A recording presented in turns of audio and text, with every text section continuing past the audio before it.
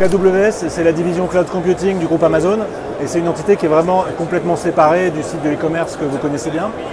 Ça a commencé en 2006. Ça a commencé, au début l'adoption était surtout par des startups et au fur et à mesure aujourd'hui ce sont des millions de clients dans le monde, des dizaines de milliers de clients en France. D'ailleurs plus de 80% du CAC 40 utilisent AWS. Et ce qui est intéressant c'est vraiment dans tous les secteurs d'industrie.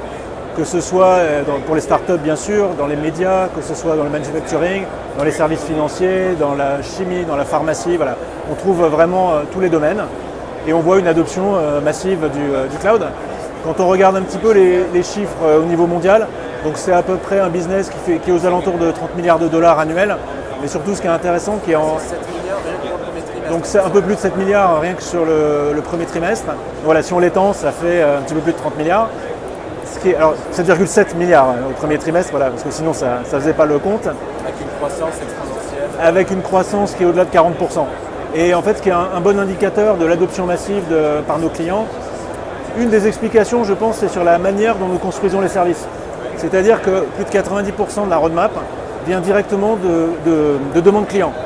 Donc en fait, nous passons notre temps à aider nos clients, bien sûr, mais surtout à leur demander qu'est-ce qui manque, qu'est-ce qu'on doit ajouter comme service. Et ça vient directement alimenter la roadmap. Et les 10% restants, c'est cherchons à inventer pour le compte de nos clients. Donc au final, c'est innover pour le compte de nos clients et les aider également eux-mêmes à ce qu'ils puissent innover et sortir des nouveaux services, que ce soit à peu près dans tous les domaines. Donc aujourd'hui en France, nous proposons 3 zones de disponibilité.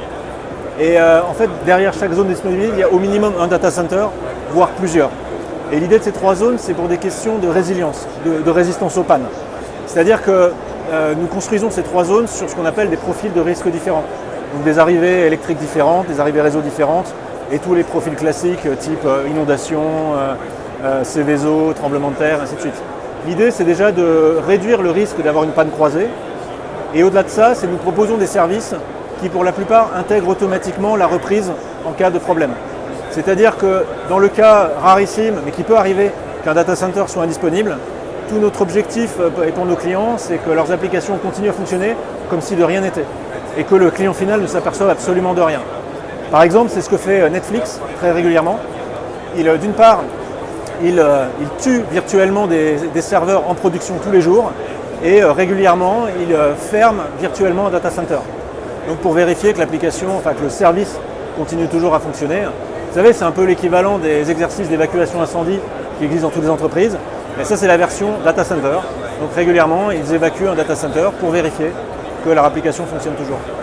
Ouais, effectivement, alors à la fois la partie développement durable et efficacité énergétique, bien sûr, c'est un de nos grands sujets de travail et d'innovation. Déjà, ce qui est intéressant de voir, c'est que le cloud computing en lui-même, c'est déjà un énorme bénéfice par rapport à des data centers privés. Ne serait-ce qu'en taux d'occupation moyen des serveurs qui est beaucoup plus élevé dans le cloud, en efficacité énergétique. Donc nous partageons avec nos clients et des pages sur le site web. Et quand on prend les chiffres des industries, on va dire que l'efficacité énergétique déjà est au minimum 83% plus efficace dans les data centers AWS que dans les data centers classiques. Le deuxième point, c'est un engagement très fort de notre part sur de l'énergie renouvelable. Donc notre objectif aujourd'hui, c'est d'arriver à 100% de renouvelables. Et en 2018, nous avons déjà franchi les 50%. Et c'est un chiffre qui va en croissance. Et en parallèle, nous investissons énormément avec des partenaires sur des fermes solaires, des fermes éoliennes, également pour contribuer à réduire l'empreinte carbone et passer vraiment durablement sur du renouvelable.